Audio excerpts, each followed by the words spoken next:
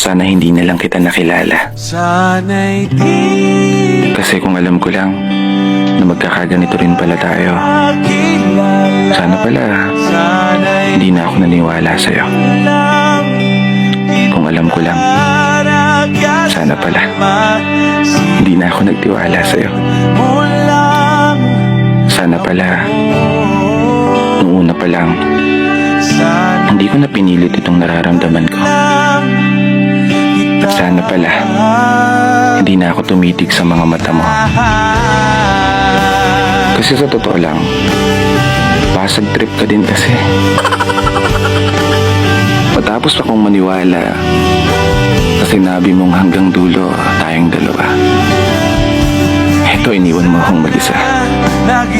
Matapos kang mga ako na ako lang at wala nang iba, eto ako, pinagmukha mo akong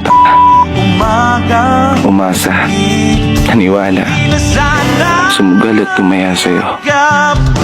Pero ano, sasaktan mo lang din pala ako. Tapos ipagpapalit mo lang din pala ako dun pa sa kamukha mo. Biro lang. Eto, seryoso na.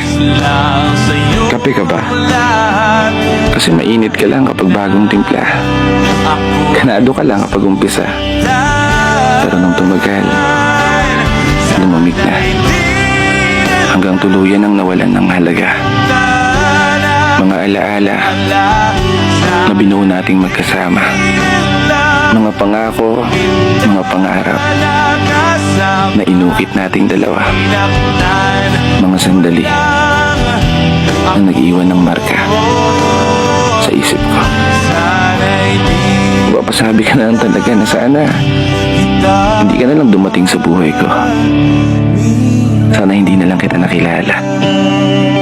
Kasi kung bibigyan lang ako ng pagkakataon na bumalik sa nakaraan, asahan mo hindi na kita re-replyan. Kasi kung maaga pa lang nalaman ko nang mawawala ka rin pala, sana hindi na kita sinugalan. Sana hindi na kita minahal. Sana hindi na kita nakilala. At sana hindi ka na dumating sa buhay ko. Pero dahil nandito na tayo, wala akong choice kundi tanggapin ang lahat. At marahil ang tanging masasabi ko na lang, salamat sa lahat. Malaya na ako. Dito na nagtatapos.